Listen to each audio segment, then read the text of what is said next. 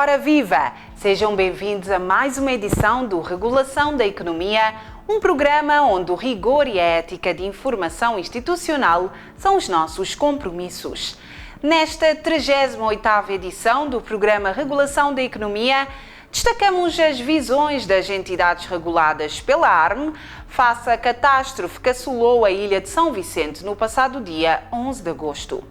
Do setor da eletricidade e água, passando pelos transportes e pelas telecomunicações, ouvimos as empresas que, de alguma forma, foram afetadas nos momentos mais críticos.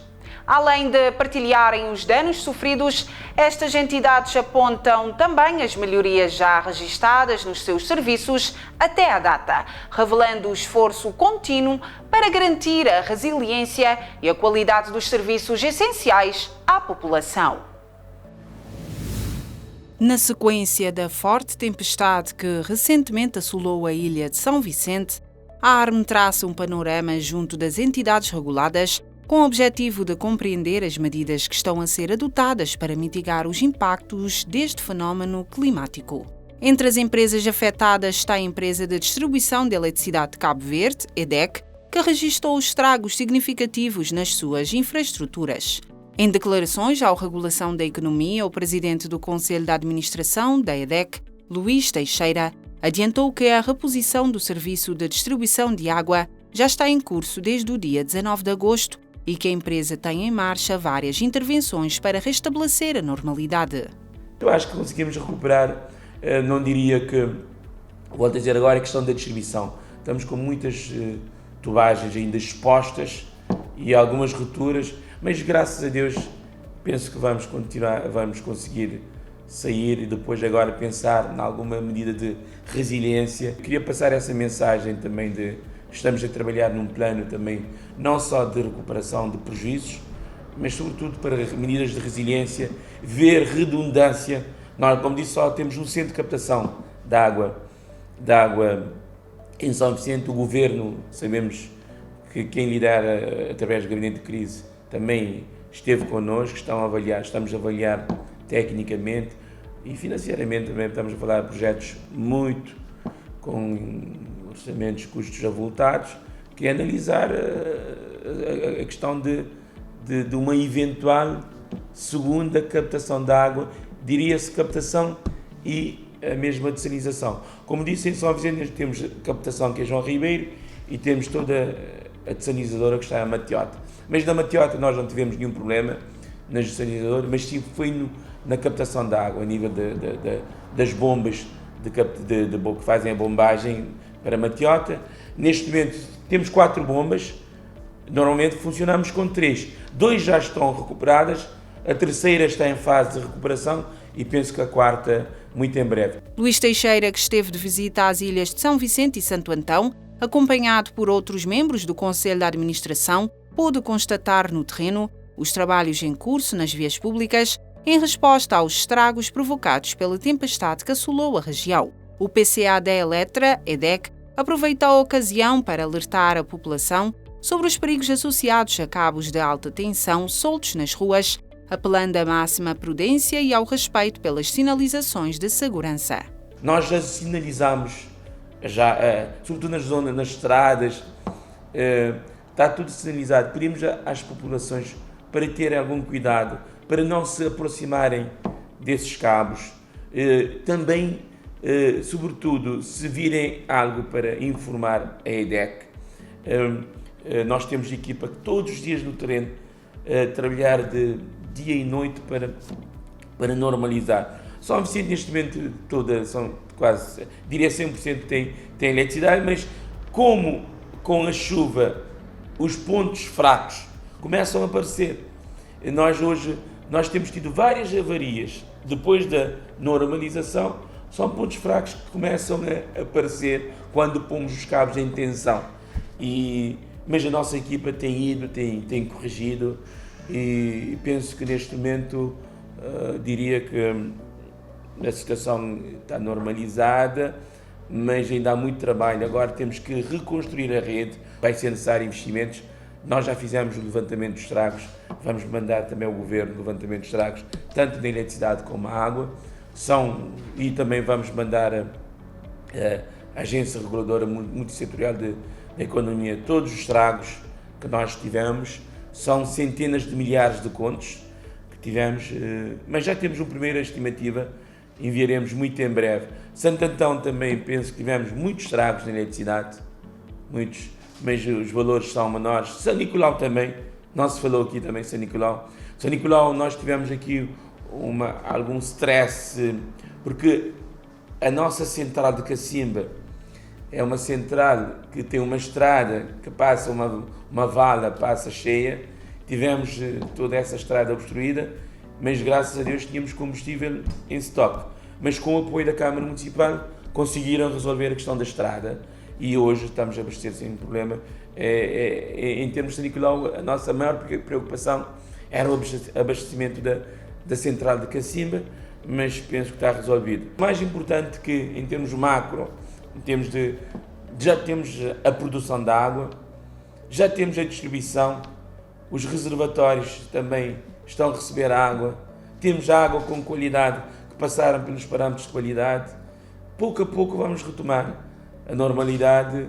Pensamos que, como disse, na próxima semana já ter a ilha, todas as zonas, se nós não tivermos nenhum problema, nenhuma ruptura, ter todas de acordo com o nosso plano, que mostrei há pouco, vamos chegar a todos os bairros e as zonas. O Regulação da Economia procurou também ouvir os responsáveis do setor dos combustíveis, particularmente sobre os impactos da recente tempestade. Da parte da Enacol, o diretor-geral, engenheiro Luís Flores, garantiu-nos que não foram registados prejuízos significativos nos serviços operacionais da empresa. Segundo o responsável, a distribuição de combustíveis pelos postos de abastecimento decorreu com normalidade, sem interrupções relevantes, garantindo assim o fornecimento contínuo aos consumidores e população em geral. No que diz respeito à Enacol, o abastecimento está perfeitamente assegurado. Nós tínhamos, quando aconteceu a tragédia, nós estávamos a meio de uma descarga internacional de gasóleo e fizemos-lo primeiro de uma forma manual e depois de uma forma mais novamente automática. Tudo o resto, os depósitos no país estão perfeitamente assegurados, portanto há produto no país, os nossos navios estão a funcionar. Como disse, nesta semana em que aconteceu a tragédia, houve ali algum atraso, o Porto teve impedido, houve situações, houve todo um atraso decorrente da enxurrada, que é perceptível, porque, com tudo aquilo que aconteceu, mas durante esta semana fica tudo perfeitamente normalizado, portanto não é um problema, nós não temos registro de falhas no país. A única questão que nos primeiros dias ficou afetada em São Vicente foi a entrega ao domicílio de gás, mas isso compreende-se porque as estradas estavam intransitáveis. Portanto, nós não conseguíamos, nós não tínhamos condições de segurança. Isso é uma coisa que eu não abdico, é das condições de segurança das nossas pessoas. Nós não podemos transformar uma tragédia numa segunda tragédia. Claro. Portanto, o que nós fizemos foi assegurar garrafas de gás nos nossos postos. Portanto, logo à primeira hora os postos foram abastecidos, portanto não faltou produto para ninguém. Portanto, mas isso não afetou nenhuma das outras ilhas. São Vicente foi afetada também pela tragédia, de uma forma menor do que foi São Vicente, Santo Antão, peço desculpa. Sim. Mas está perfeitamente normalizada a operação nas ilhas todas. Para mitigar a situação vivenciada em São Vicente, a Enacol propõe implementar uma ação solidária para ajudar as vítimas da tempestade, como explica o diretor-geral. Ainda questionado sobre as relações da empresa com a ARME, o responsável afirma que sempre tem procurado uma comunicação próxima com a entidade reguladora, traçando uma avaliação positiva dessa relação. De forma relativamente unânime, a equipa de gestão da Enacol chegou à conclusão que tínhamos que fazer algo mais e que podíamos fazer uma coisa muito, muito simples, muito rápida, muito eficaz, que era doar parte da nossa margem nos postos às vítimas das tragédias, através de instituições que estão no terreno. Portanto, nós vamos doar um escudo por litro de todos os abastecimentos nos nossos postos a nível nacional, do dia 15 de agosto ao dia 30 de setembro, e vamos doá-lo a instituições que estão no terreno a ajudar diretamente as vítimas de São Vicente. São instituições, eu não vou adiantar as instituições porque ainda estamos foi tudo muito rápido e estamos em processo final de aprovação, elas estão perfeitamente identificadas, serão 2 ou 3, mas são entidades conhecidíssimas, que têm um trabalho muito meritório há muitos anos no terreno de apoio às vítimas e de estarem diretamente no terreno, portanto, mas vamos anunciar isto em breve, é um processo que nós combinamos com a entidade reguladora desde o início, para ser perfeitamente transparente e auditável, e vamos anunciar em breve que são as entidades que vão receber esse apoio, que é uma forma adicional de nós apoiarmos quem está connosco todos os dias e mitigar e fazer alguma diferença na vida dessas pessoas. Nós temos uma comunicação muito próxima com a nossa entidade reguladora e desde a primeira hora o Conselho de Administração da ARME disponibilizou-se logo, manifestou logo a preocupação e a disponibilidade para ajudar na que pudesse. Portanto, não vou dizer que é diferente, porque costuma ser assim. Nós temos um canal aberto, próximo e continuado com a entidade reguladora, portanto, funciona muito bem. Portanto, não tenho... fica sempre naquela questão, o que é que podemos fazer mais? Não sei se poderíamos ter feito mais. Estas tragédias são sempre muito difíceis, mas não nos podemos queixar de todo de falta de presença da ARME nesta situação. Tivemos-la presente desde a primeira hora, portanto, a minha avaliação é muito positiva. Em relação à Vivo Energy, devido à impossibilidade da agenda, não nos foi possível a realização de uma entrevista com os responsáveis da empresa. No que toca ao setor dos transportes, em conversa com Luís Gonzaga, PCA da Transcor, empresa que opera em São Vicente, o responsável garantiu-nos que não registaram danos estruturais nas operações, mas enfrentam ainda pequenas limitações, situação que poderá evoluir positivamente nos próximos dias. A Transcor, realmente não sofremos com a enxurrada, porque nessa noite, quando começou a chuva, foi 3 horas e meia, 4 horas de chuvas intensas com relâmpagos, trovões. Foi realmente um momento dramático para São Vicente. Todos os nossos autocarros já estavam no parque. E o que é que sofremos? E sofremos todos os anos quando há chuva. É o enchente das fossas de manutenção, mas que no dia seguinte, durante 1 hora, 2 horas, já está tudo limpo. Realmente nós não trabalhamos nem no dia 11, nem no dia 12. No dia 13 começámos o trabalho tenuamente, com algumas linhas alternativas, com 12 autocarros simplesmente. Já no dia 14 já estamos a funcionar com 90% da frota. Isso também porque há muita falta de condutores e então naquele turno alguns autocarros ficaram parados. Mas o que podemos dizer é que ainda não estamos a chegar em todos os terminais, como por exemplo a zona de Xandalecrim, ainda o trajeto é alternativo, porque ainda há muita ruptura na estrada. Temos uma linha também, que é a linha 9, que passa na zona de Bela Vista. Bela Vista também está um caos. Nós não estamos a passar no meio da população e a população mesmo precisa ser transportada. Portanto, é mais ou menos isso que nós estamos a viver em São Vicente.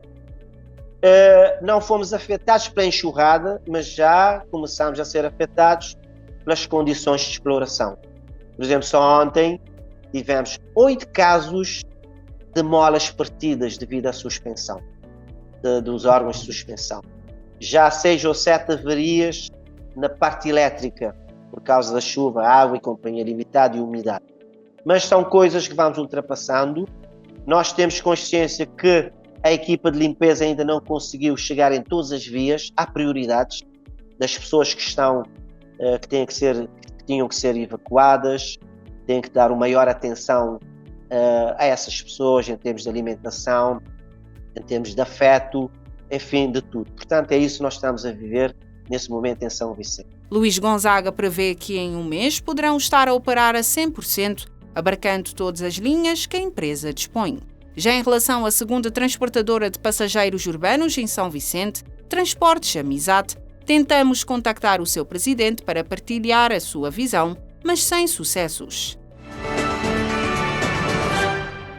No setor das telecomunicações, conversamos com as duas operadoras que traçaram uma visão atual da situação das empresas que operam no país. O diretor técnico da Unitel T+, engenheiro Hélio Varela, afirma que 75% das suas torres ficaram afetadas com o temporal de 11 de agosto, mas que com uma intervenção imediata recuperaram a maioria dos serviços 24 horas depois. Para nós foi um momento muito crítico, importante e tratamos com toda a seriedade. Efetivamente vivemos momentos angustiantes como toda a gente, não é? 75% das nossas torres ficaram indisponíveis. Portanto, foi um momento crítico porque tínhamos a noção que a comunicação é um fator decisivo nestes momentos e perdemos 75% da nossa capacidade.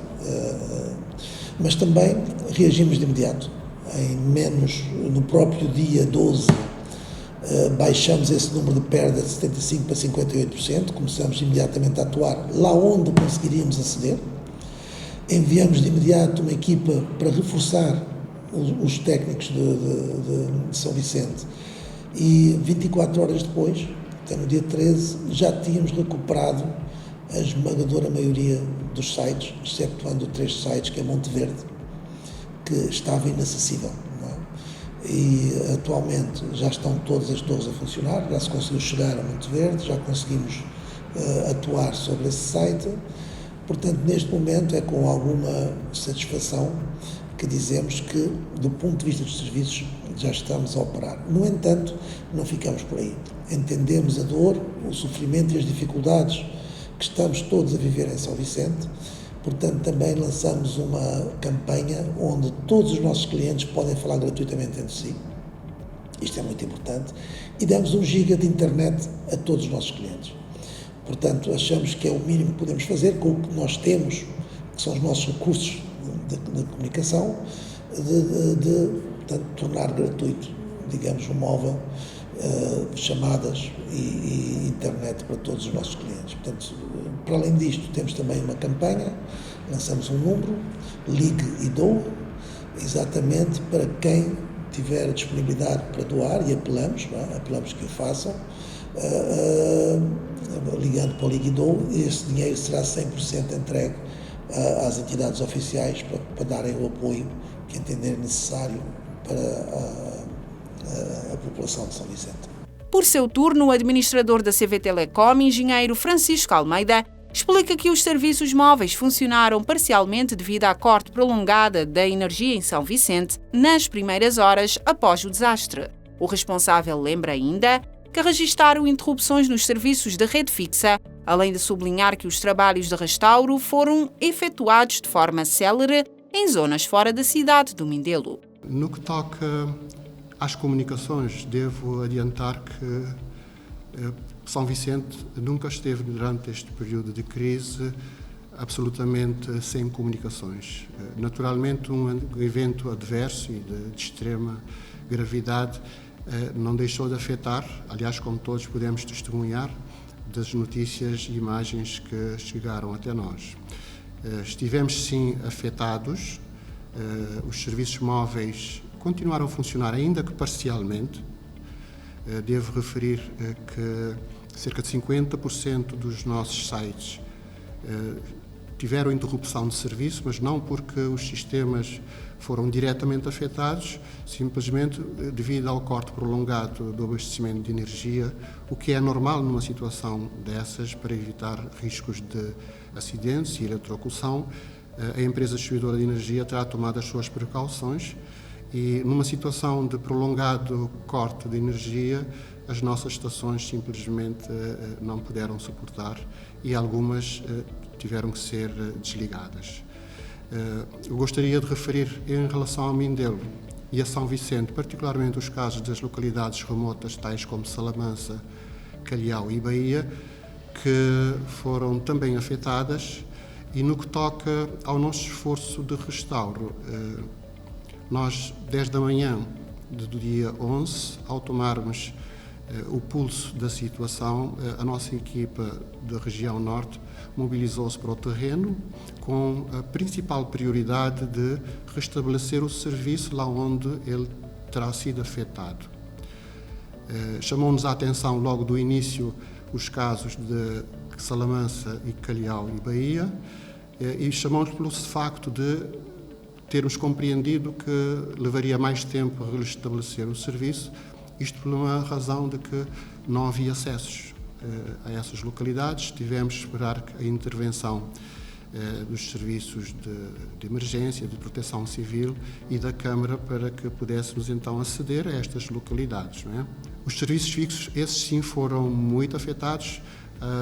A nossa infraestrutura fixa é a maior parte enterrada, tipicamente a cerca de 60 centímetros de profundidade, mas dada a força das enxurradas, praticamente todas as infraestruturas foram afetadas, tendo algumas ficadas a nu, mas outras mesmo foram cortadas, os cabos de fibra óptica, os cabos de cobre, o que levou a um imenso esforço da nossa equipa no sentido da sua reparação, privilegiando sempre as situações mais críticas, não é? Ademais, aponta que devido às fortes chuvas, cabos de fibra óptica ficaram afetados, mas os serviços de redundância no hospital, no aeroporto local, estavam a funcionar em pleno durante o período mais crítico. O foco agora, segundo o administrador, é a reabilitação das infraestruturas danificadas, um trabalho que está a ser feito em articulação com todas as instituições locais. No seguimento, acompanha a agenda informativa da ARM, onde damos conta da realização, no passado dia 13 de agosto, da sessão ordinária do Conselho Consultivo. O encontro teve como objetivo a apreciação de diversos instrumentos de gestão estratégica e operacional da instituição. A Agência Reguladora Multissetorial da Economia, ARM, reuniu-se em Conselho Consultivo no passado dia 13 de agosto, em formato presencial e híbrido, com o objetivo de apreciar diversos instrumentos de gestão estratégica e operacional da instituição. A presidente do Conselho de Administração da ARM aproveitou a ocasião para endereçar palavras de solidariedade para com a população da Ilha de São Vicente e manifestar a total colaboração da ARM com as entidades reguladas. De igual forma, foram analisados outros pontos de agenda, como os relatórios de atividades e contas, como avança Leonilde Santos. Este Conselho Consultivo de 2025 marca-se por um acontecimento trágico que aconteceu, portanto, em São Vicente, que nós aproveitamos para prestar a nossa solidariedade enquanto instituição às famílias de São Vicente, mas também as entidades que prestam o serviço que nós regulamos.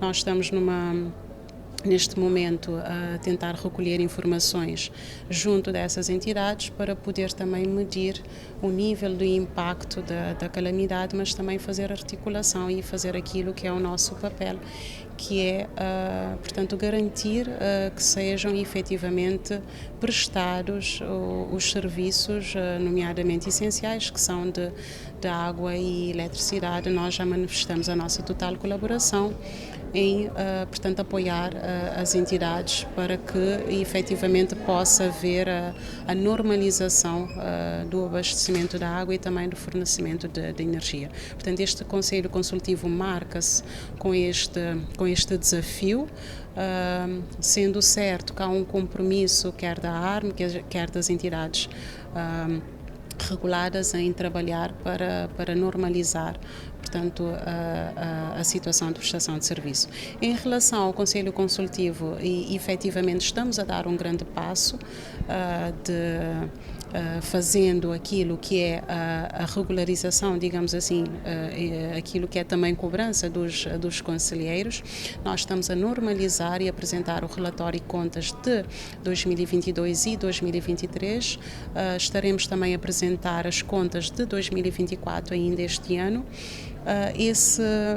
E para o ano de 2026 iremos normalizar aquilo que são as apresentações em termos estatutários, que é, portanto, a apresentação do plano de atividades e orçamento e também os próprios relatórios e contas dos anos transados. A implementação do plano de carreiras, funções e remunerações PCFR da ARM o plano de atividades e orçamento para 2026 foram alguns dos pontos tratados durante a reunião e que traduzem em futuros bons resultados através de um plano ambicioso para o ano de 2026, como destaca Leonilde Santos. Nós temos um leque de atividades voltadas para a valorização dos nossos recursos humanos, que acreditamos que com a implementação do nosso PCFR agora estamos com colaboradores mais motivados e, estando mais motivados, estão mais acelerados e mais aptos também para dar seguimento àquelas, portanto, as atividades que eu disse inicialmente, que são ambiciosas, mas que são materializáveis. O Conselho de Administração trabalhou muito de perto, articulou muito de perto com os trabalhadores, com os sindicatos, no sentido de ter decisões que fossem consensuais, e acredito que temos um instrumento de gestão muito bom, que nós teremos a oportunidade de partilhar num outro espaço com mais detalhes. Há um espaço enorme para melhoria, por isso é que 2026 estamos a propor um plano muito ambicioso, e esse plano efetivamente tem atividades que visam reforçar as nossas competências e decisões em todos os setores. Muito abrangente, como eu disse, há espaços para melhorias e estamos a dar o melhor de nós para cumprir aquilo que nos é, portanto, aquilo que é a nossa missão e visão. Da igual forma, o presidente do Conselho Consultivo, Eduardo Trigueiros Mendes, afirma que os conselheiros estão expectantes em relação ao plano de atividades para 2026 e comenta também sobre a fixação da nova taxa de espectro através de uma portaria criada pelo Governo. É um plano que nós consideramos ambicioso, mas realizável, e, portanto, atendendo que já há alguma experiência. A ARM já se consolidou, porque todo mundo sabe que a ARM vem de duas agências separadas e, portanto, havia um processo de consolidação, que acho que neste momento já existe e que, portanto, permite que a ARM tenha um plano de atividades ambicioso. E é isto que nos foi exibido, mas que a gente considera que é realizável. A implementação de algumas coisas, posso destacar, por exemplo, a contabilidade analítica da própria ARM. Portanto, há aqui uma série de investimentos que a ARM pretende fazer para normalizar algumas coisas que eventualmente estão relativamente não tão atuais como deveriam estar e que, portanto, exigem investimentos. Portanto, há também a perspectiva da discussão à volta daquilo que é a taxa de espectro cobrada aos operadores de telecomunicações, que havia do lado dos operadores de telecomunicações alguma ambição para que a coisa se normalizasse, dependendo do estudo que já havia sido feito.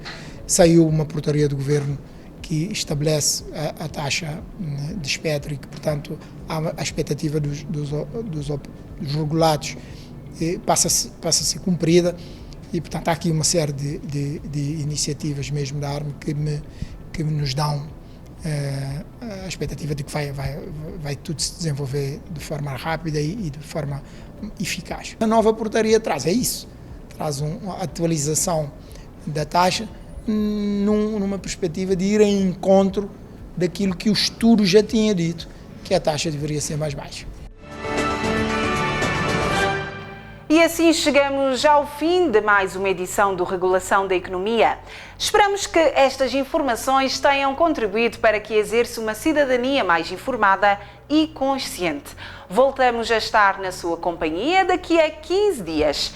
Não se esqueça que poderá sempre ver o programa através das nossas plataformas do YouTube, Facebook, da Rede Social X e LinkedIn. Por isso, até lá, fique bem!